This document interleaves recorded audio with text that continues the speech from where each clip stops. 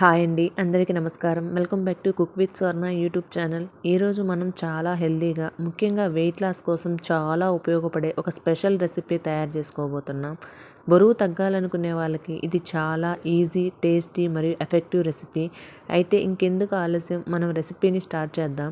ముందుగా ఒక కడాయి పెట్టుకొని అందులో ఒక స్పూన్ నెయ్యి వేసుకోవాలి. నెయ్యి బాగా వేడెక్కిన తర్వాత సన్నగా కట్ చేసిన వెల్లుల్లి రెబ్బలు వేసి గోల్డెన్ కలర్ వచ్చే వరకు వేయించుకోవాలి. ఇప్పుడు అందులో సన్నగా తరిగిన అల్లం వేసి కొద్దిసేపు ఫ్రై చేసుకోవాలి. తర్వాత ఒక మీడియం సైజు ఉల్లిపాయను సన్నగా తరిగి వేసుకోవాలి. ఉల్లిపాయలను పూర్తిగా ఫ్రై చేయాల్సిన అవసరం లేదు. 80-90% వరకు వేయించుకుంటే చాలు.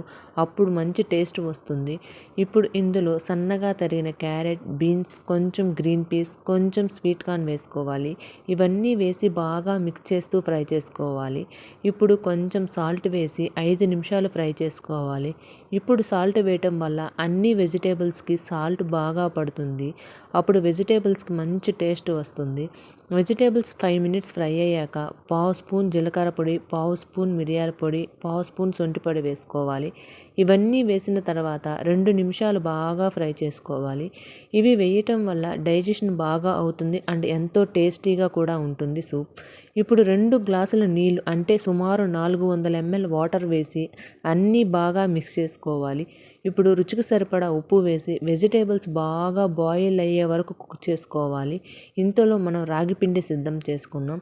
ఒక చిన్న బౌల్ తీసుకొని అందులో 2 స్పూన్ల రాగిపిండి వేసుకోవాలి.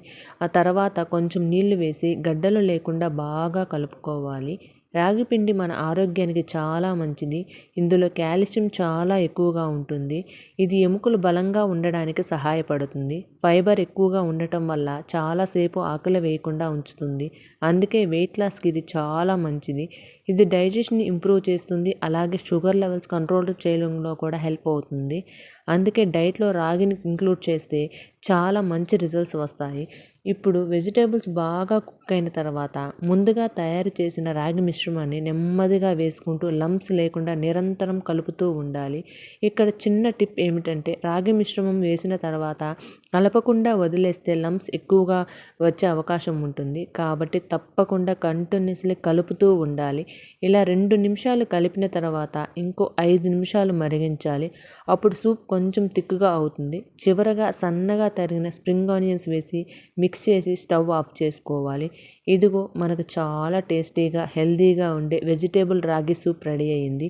ఇది వెయిట్ లాస్కి చాలా మంచిది. అలాగే డైజెషన్ కూడా చాలా హెల్ప్ అవుతుంది. మీకు ఈ రెసిపీ నచ్చితే తప్పకుండా లైక్ చేయండి, షేర్ చేయండి. ఇంకా మా ఛానల్కి సబ్స్క్రైబ్ అవ్వండి. మళ్ళీ మరో మంచి రెసిపీతో కలుద్దాం.